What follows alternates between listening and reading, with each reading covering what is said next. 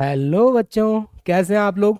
Welcome to Aces toppers classes. और बेटा आज हम करने वाले हैं फंडामेंटल ऑफ अकाउंट्स, जो कि आपकी अकाउंटेंसी का फाउंडेशन भी है। Students, this class is specially designed for CBSE, ICSE, all state boards and open learning boards. So let's start with basics and make it super easy.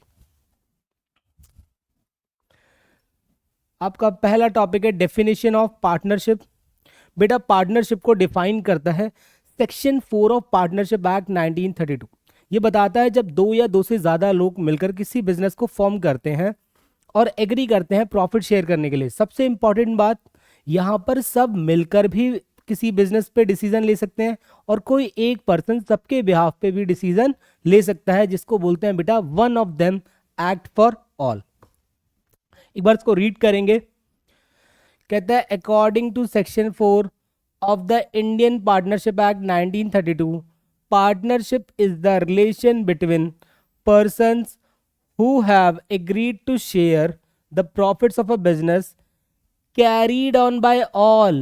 सब मिलकर भी business कर सकते हैं और any of them acting for all। कहता है the बेटा कहता है the persons who have entered into a partnership with one another are individually called partners and partners collectively are known as partnership firm। इसका सिंपल सा मतलब है बेटा, किसी बिजनेस को चार लोग मिलकर कर रहे हैं, लेट्स से उनके नाम है ए बी सी डी। अगर इंडिविजुअली मैं सबके बारे में बात करूं ए बी सी डी, तो उन सबको बोलेंगे पार्टनर्स। लेकिन अगर मैं कलेक्टिवली चारों के बारे में बात करूं तो बोलेंगे उसको partnership form. Okay, I think आपको ये टॉपिक क्लियर हो गया होगा बेटा। Let's go for next topic. बेटा सेकंड टॉपिक है आपका nature of partnership. Nature of partnership बेटा आपका दो व्यू पॉइंट्स पे बात करता है। पहला होता है लीगल व्यू पॉइंट, दूसरा होता है accounting view point.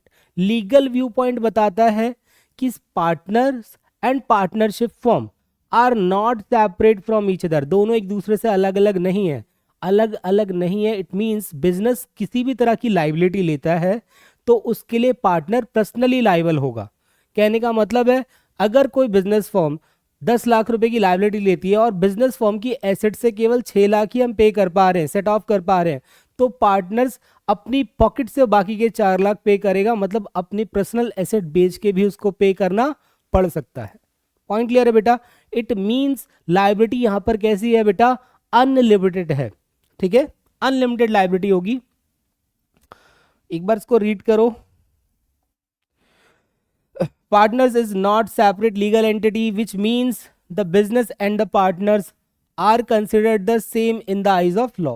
If the firm cannot pay its debts, then the partners themselves have to pay. Even their personal property like money, house, etc. can be used to repay the debts। ठीक है बेटा। अब बात करते हैं accounting view point की। Accounting view point कहता है कि ये दोनों ही एक दूसरे से अलग अलग है, सेपरेट है। अब उसका रीजन है, सिंपल सा रीजन होता है, जब आप अपनी बुक्स ऑफ अकाउंट्स में किसी भी चीज की रिकॉर्डिंग करते हो तो आप ये मानते हुए करते हो कि वो बिजनेस के लिए क्या है, क्या वो बिजनेस के लिए एसेट है या एक्सपेंस है। पॉइंट क्लियर है कि नहीं है। आ जाओ एक बार इसको रीड करोगे। कहता है however from the accounting view point a partnership firm and its partners are treated as a separate entities because all transactions are recorded from the firms perspective. क्योंकि हम सारी ट्रांजेक्शन फॉर्म के हिसाब से करते हैं। अ पार्टनरशिप में based on an oral, ठीक है, ओरल एग्रीमेंट और a written agreement and the written agreement is called partnership deed. मतलब जो पार्टनरशिप है ना बेटा, उसमें दो तरह के एग्रीमेंट हो सकते हैं, या तो ओरल एग्रीमेंट करवा लो या रिटन एग्रीमेंट करवा लो। रिटन एग्रीमेंट करवाते हो तो उसको बोला जाता है पार्टनरशिप डीड। डन। आओ बेटा एक अब चलते हैं एक इंपॉर्टेंट टॉपिक की तरफ, जो है आपका फीचर्स या फिर कह सकते हो कैरेक्टरिस्टिक्स ऑफ पार्टनरशिप। एक चलते हैं बेटा न्यू न्यू पॉइंट की तरफ, फीचर्स और कैरेक्टरिस्टिक्स ऑफ पार्टनरशिप। फीचर्स में बेटा सबसे पहला पॉइंट आता है टू और मोर पर्सन्स। किसी भी पार्टनरशिप को फॉर्म करने के लिए एटलीस्ट दो लोग तो चाहिए ही चाहिए। और वो दोनों ही कॉम्पिटेंट होने चाहिए एज पर कॉन्ट्रैक्ट एक्ट 1872। अगर वो लोग कॉम्पिटेंट हैं तो हम उसको पार्टनरशिप फॉर्म कर सकते हैं। अब कौन लोग ऐसे हैं जो कॉम्पिटेंट नहीं? कॉम्पिटेंट का मतलब होता है बेटा किसी भी पर्सन की एबिलिटी, अथॉरिटी, लीगल पावर, ठीक है। अब वो कौन लोग हैं जो कॉन्ट्रैक्ट एक्ट 1872 के हिसाब से कॉम्पिटेंट नहीं माने जाते? जिसमें से सबसे पहला पर्सन होता है पर्सन आपका पर्सन ऑफ अनसाउंड माइंड। ऐसा पर्सन जिसके सोचने समझने की शक्ति ही नहीं है, तो ऐसा पर्सन भी कॉन्ट्रैक्ट नहीं कर सकता, पार्टनरशिप फॉर्म नहीं कर सकता। दूसरा पर्सन होता है बेटा पर्सन डिस्क्वालिफाइड बाय लॉ। ऐसा पर्सन जिसकी सोचने समझने की शक्ति तो बहुत अच्छी है, लेकिन कॉन्ट्रैक्ट एक्ट 1872 के हिसाब से वो भी कॉम्पिटेंट नहीं माने जाते। सबसे पहला पॉइंट, इसमें कौन कौन ऐसे लोग आते हैं? सबसे पहला आता है इसमें बेटा एलियन एनिमी। एक ऐसा पर्सन जो ऐसी कंट्री का है जिस कंट्री से हमारी कंट्री का वॉर चल रहा हो। आप ऐसे पर्सन से कॉन्ट्रैक्ट नहीं कर सकते। अगर आप ऐसे पर्सन से कॉन्ट्रैक्ट करते हो तो वो इलीगल माना जाएगा, पब्लिक इंटरेस्ट के अगेंस्ट माना जाएगा, क्योंकि ऐसा माना जाएगा आप इनडायरेक्टली ऐसी कंट्री को हेल्प कर रहे हो कॉन्ट्रैक्ट करके। बात करते हैं बेटा, दूसरा पर्सन होता है आपका फॉरेन एम्बेसडर। फॉरेन एम्बेसडर एक ऐसा पर्सन जो किसी दूसरी कंट्री का है लेकिन हमारी कंट्री में आके रहता है, लेकिन अपनी कंट्री को रिप्रेजेंट करता है। ये अपनी खुद की कंट्री को रिप्रेजेंट करता है। इसका काम होता है क्या? इसका काम होता है बेटा नेगोशिएशंस कराना, ठीक है, बातचीत कराना दो कंट्रीज के बीच में, है ना, रिलेशंस को मेंटेन करना। अब ऐसे पर्सन से हम कॉन्ट्रैक्ट इसलिए नहीं कर सकते क्योंकि इसको मिलती है डिप्लोमेटिक इम्यूनिटी। डिप्लोमेटिक इम्यूनिटी का मतलब है हमारे यहाँ के सभी लॉज इस पे पूरी तरह से अप्लाई नहीं होते हैं। अगर ऐसा पर्सन आपका कॉन्ट्रैक्ट ब्रीच कर देता है, तोड़ देता है, तो आप इस पे किसी भी तरह का सूट फाइल यहाँ पर नहीं कर पाओगे। इसीलिए ऐसे पर्सन को भी कॉम्पिटेंट नहीं माना गया। तीसरा पर्सन होता है बेटा कॉन्विक्ट प्रिजनर। कोई ऐसा पर्सन जो प्रिजन में है, जेल में है, तो उसकी अपनी फ्रीडम ही उसके हाथ में नहीं है, इसीलिए वो भी कॉम्पिटेंट नहीं माना जाता किसी भी कॉन्ट्रैक्ट के लिए, क्योंकि आप जब भी उससे कॉन्ट्रैक्ट करोगे वो नहीं आ सकता आपसे मिलने। एक होता है बेटा इंसॉल्वेंट। इस पर्सन को भी कॉम्पिटेंट नहीं माना गया है क्योंकि उसकी सारी प्रॉपर्टी तो ऐसे ही जब्त है, तो ऐसा पर्सन भी कॉम्पिटेंट नहीं माना गया है कॉन्ट्रैक्ट करने के लिए। आई होप आपको ये चारों टॉपिक्स, ये पूरा फीचर्स, पहला फीचर क्लियर हो गया होगा। Let's go for next point, ठीक है। अगले पॉइंट की तरफ चलेंगे बेटा, कैरेक्टर। देखो बेटा, किसी भी पार्टनरशिप को फॉर्म करने के लिए आप दो तरह से एग्रीमेंट करा सकते हो, या तो ओरल करा लो या फिर करा लो उसको रिटन एग्रीमेंट। रिटन एग्रीमेंट कराते हो उसी को बोलते हैं पार्टनरशिप डीड, ऐसा भी हमने पढ़ा भी था। इसके अलावा ये जो हम डीड बेटा एग्रीमेंट करवाते हैं ये कंपलसरी नहीं होता, एडवाइजेबल होता है। मतलब कराना है तो कराओ, नहीं कराना है तो कोई बात नहीं, करा लोगे तो अच्छा ही होगा आपके लिए। इसके अलावा ये जो एग्रीमेंट है बेटा ये एट विल पे हो सकता है, मतलब जब तक मन चाहे काम करो, उसके बाद पार्टनरशिप खत्म कर सकते हैं। किसी आप किसी इसको स्पेसिफिक वर्क के लिए भी कर सकते हो। अगर जब तक किसी स्पेसिफिक वर्क को करना है वहां तक करेंगे, उसके बाद पार्टनरशिप खत्म। आप फिक्स टाइम के हिसाब से भी कर सकते हो कि चलो भाई 2 साल तक पार्टनरशिप करेंगे, इसके बाद पार्टनरशिप हम खत्म करेंगे। पॉइंट क्लियर है? तो एग्रीमेंट मतलब आपका देखो दो तरीके से हो सकता है, एक तो ओरल, एक एग्रीमेंट, एक रिटर्न। रिटर्न एग्रीमेंट को बोलते हैं पार्टनरशिप डीड, ठीक है। अब ये जो एग्रीमेंट है 3 तरह से बनाया जा सकता है। एक एट विल पे भी बनाया जा सकता है, मतलब जब तक मन करेगा काम करेंगे, ठीक है, जब मन नहीं करेगा तोड़ देंगे, ठीक है, खत्म करेंगे पार्टनरशिप। दूसरा, अच्छा बेटा, सेकंड पॉइंट है आपका क्या, एग्रीमेंट। जो आपका एग्रीमेंट है बेटा ये 2 तरीके से हो सकता है, आप इसको ओरल भी करा सकते हो और रिटर्न एग्रीमेंट भी करा सकते हो। रिटर्न एग्रीमेंट को हम बोलते हैं पार्टनरशिप डीड, ठीक है। अब ये जो एग्रीमेंट है बेटा ये 3 तरीके से काम कर सकता है, ठीक है। आप इसको हो सकता है विल के हिसाब से भी करा लो, जब तक मन करेगा काम करेंगे, जब मन नहीं करेगा तो फिर पार्टनरशिप बंद कर देंगे। इसको आप फिक्स टाइम पीरियड के हिसाब से भी करा सकते हो कि चलो 2 साल तक पार्टनरशिप करते हैं, इसके बाद पार्टनरशिप नहीं करेंगे। इसको आप एक तरीके से और करा सकते हो फॉर स्पेसिफिक वर्क, मतलब किसी एक स्पेसिफिक वर्क के लिए सब एक साथ में आए थे, पार्टनरशिप फॉर्म की थी, जब वो वर्क खत्म हो जाएगा तो पार्टनरशिप बंद कर देंगे। पॉइंट क्लियर है बेटा? ठीक है, हम चलेंगे 3rd नंबर पॉइंट पे, बिजनेस मोटिव। कोई भी पार्टनरशिप फॉर्म है बेटा वो क्या होती है, बिजनेस मोटिव से होती है। ठीक है, मतलब उसका जो मोटिव होना चाहिए बिजनेस मोटिव होना चाहिए, नॉन बिजनेस मोटिव से कभी भी पार्टनरशिप फॉर्म नहीं चलती है। डन। नेक्स्ट पॉइंट है आपका पार्टनर्स प्रॉफिट शेयरिंग। जो आपका पार्टनरशिप के अंदर बेटा सभी पार्टनर्स एग्री करने चाहिए प्रॉफिट शेयर करने के लिए। फिफ्थ पॉइंट है आपका बिजनेस कैरीड बाय ऑल और any of them acting for all. इसका सिंपल मीनिंग मैं आपको बता चुका हूं, यहां पर सब मिलकर भी एक साथ डिसीजन ले सकते हैं और कोई एक पर्सन सबके बिहाफ पे डिसीजन ले सकता है। इसी को बोलते हैं relation of principal and agent. Principal वो बेटा जो अथॉरिटी दे रहा है सामने वाले को कि आप डिसीजन ले लेना, और एजेंट वो जिसको अथॉरिटी मिल रही है डिसीजन लेने की। पॉइंट क्लियर है। Next unlimited liability. बेटा अभी अभी हमने पढ़ा था यहाँ पे लायबिलिटी कैसी होने वाली है, unlimited because of legal view point के हिसाब से, ठीक है, क्योंकि दोनों को एक माना गया है। देखो यहाँ पे एक और बोलता है नो सेपरेट लीगल एंटिटी, दोनों अलग अलग पर्सन नहीं है, यानी कि यहाँ पर बिजनेस और बिजनेसमैन दोनों को एक ही माना गया है। नेक्स्ट पॉइंट है बेटा आपका वॉलेंट्री रजिस्ट्रेशन। आपका जो रजिस्ट्रेशन है वो वॉलेंट्री नहीं है, मतलब कंपलसरी नहीं है, एडवाइजेबल है। मन करता है तो कराओ, ठीक है, नहीं करता मत कराओ, लेकिन करा लेते हो तो आपके लिए ही बेहतर है, अच्छा है, आगे के डिस्प्यूट्स नहीं होंगे, ठीक है। अब चलते हैं बेटा हम एक और इंपॉर्टेंट टॉपिक की तरफ। नोट 1 बताता है आपको कि क्या कोई पार्टनर पार्टनरशिप फॉर्म का हिस्सा बन सकता है। हाँ वो बन सकता है, लेकिन एज अ बेनिफिशियरी, मतलब अगर किसी पार्टनरशिप फॉर्म में जब तक प्रॉफिट हो रहा है तो वो हाँ प्रॉफिट का हिस्सा ले सकता है, लेकिन अगर पार्टनरशिप फॉर्म को लॉस होते हैं तो वो उसके लिए माइनर पार्टनर लाइबल नहीं होगा। हाँ 18 एज पे, जब बच्चे की एज, जब माइनर की एज 18 हो जाती है तो उसको डिसीजन लेना पड़ेगा कि उसको आगे पार्टनरशिप फॉर्म का हिस्सा रहना है या फिर नहीं रहना है। अगर वो डिसाइड नहीं कर पाता विद इन 6 मंथ्स, तो 6 महीने के बाद फॉर्म कोई भी एक्ट करती है तो उन सभी एक्ट्स के लिए माइनर लाइबल माना जाएगा। एक बार इसको रीड करते हैं बेटा। कहता है a minor can not become a full partner but can be admitted only to profit not losses. After becoming major 18 years he must decide within 6 months whether to continue or not. He does not decide, if he does not decide he comes fully liable for all acts of the firm.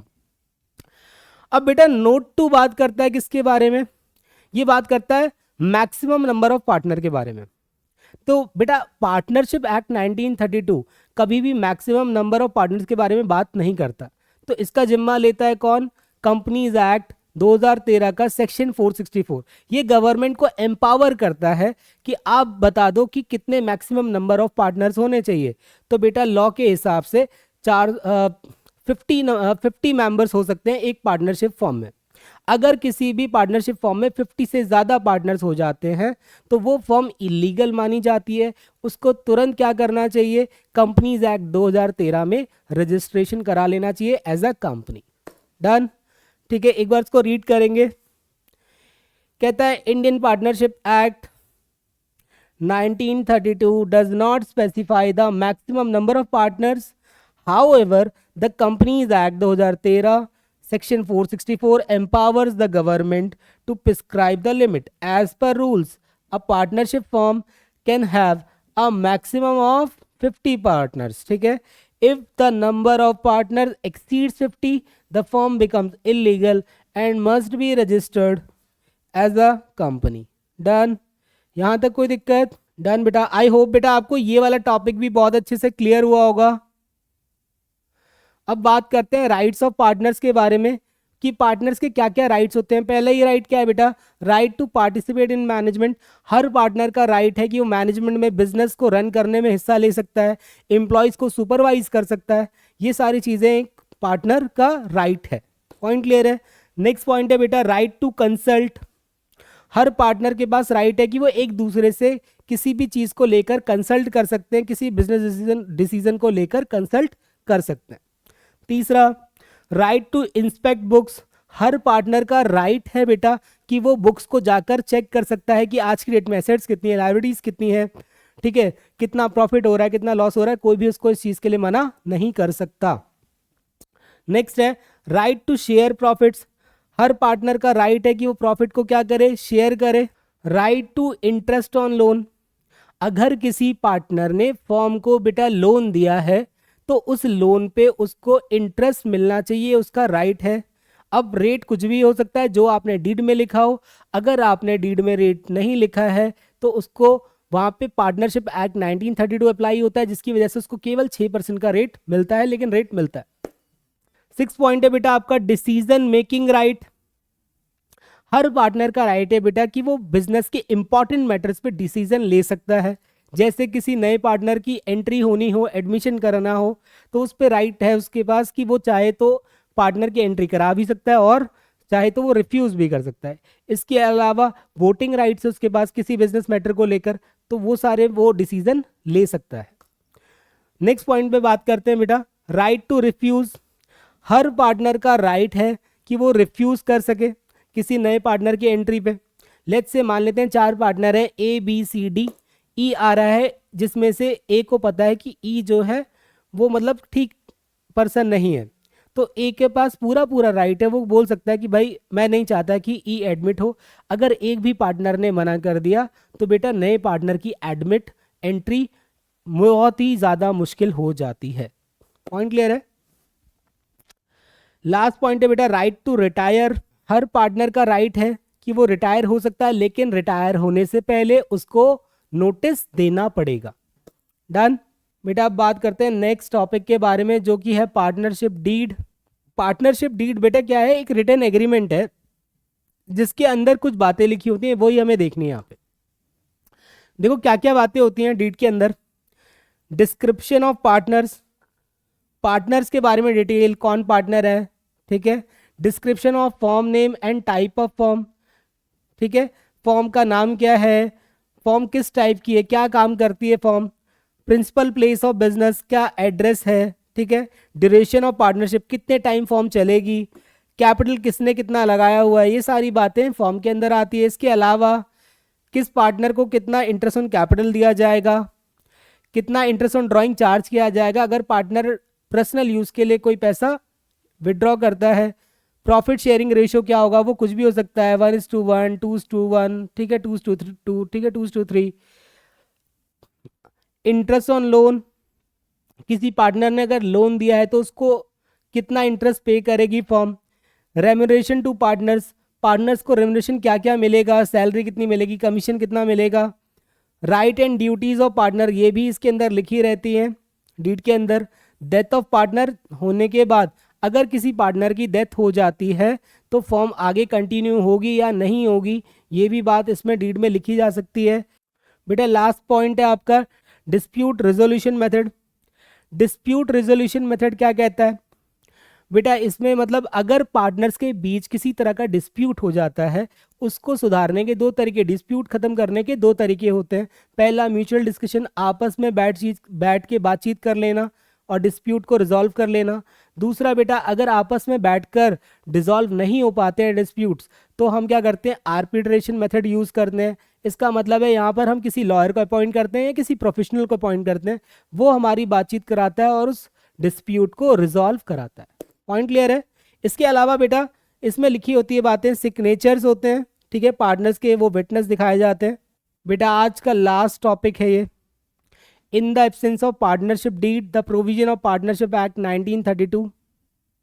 बेटा अगर deed ना लिखी हो, मतलब आपने कोई written agreement किया ही नहीं है, ना ओरल एग्रीमेंट है, ऐसे में यूज होता है पार्टनरशिप एक्ट 1932, वहां पे अप्लाई हो जाता है। पार्टनरशिप 1932 देखो क्या क्या बातें करता है, बहुत नॉर्मल तरीके से याद रखेंगे। अगर कोई भी डीड हमने नहीं बनाई है तो वहां पे अप्लाई होता है पार्टनरशिप एक्ट 1932। ये बोलता है बेटा इंटरेस्ट ऑन कैपिटल किसी पार्टनर को नहीं दिया जाएगा, रेम्यूनरेशन टू पार्टनर नहीं दिया जाएगा, मतलब किसी पार्टनर को सैलरी कमीशन नहीं दिया जाएगा। इसके अलावा भाई अगर किसी पार्टनर ने लोन दिया है फॉर्म को तो उसको केवल 6% के हिसाब से इंटरेस्ट रेट मिलेगा। इसके अलावा इंटरेस्ट ऑन ड्राइंग चार्ज नहीं किया जाएगा। एडमिशन अगर किसी पार्टनर का होना है तो सभी पार्टनर्स को हाँ बोलना पड़ेगा। अगर एक पार्टनर भी रिफ्यूज करता है उस नए पार्टनर की एंट्री के लिए तो एडमिशन ऑफ पार्टनर नहीं किया जाएगा। डन। इसके अलावा और कुछ भी नहीं है इसमें बेटा, एक बार इसको बस रीड कर लो। देखो वही बात कह रहा है, इंटरेस्ट ऑन लोन अगर दिया है किसी पार्टनर ने तो उसको केवल 6% का अधिकार है इंटरेस्ट लेने का। हाँ बेटा पीएसआर मैंने नहीं बताया, प्रॉफिट एंड लॉस इक्वल हो जाएगा, मतलब अगर आपने डीड नहीं बनाई है, पीएसआर रेशियो नहीं लिखा है, तो मान लिया जाएगा पार्टनरशिप एक्ट 1932 के हिसाब से कि सबको इक्वल शेयर है सबका, ठीक है। तीसरा, interest on capital, interest on capital नहीं दिया जाएगा, आईओडी चार्ज नहीं किया जाएगा, रेमिशन टू पार्टनर नहीं दिया जाएगा। Admission of partner, admission of partner के लिए बेटा वही अभी जो मैंने बताया, सभी पार्टनर्स का एग्री होना जरूरी है। आज की क्लास के लिए बेटा इतना काफ़ी है, फिर मिलेंगे हम नेक्स्ट क्लास में कुछ नए और इंटरेस्टिंग कॉन्सेप्ट्स के साथ। तब तक के लिए सबको bye bye and thank you so much for watching my video.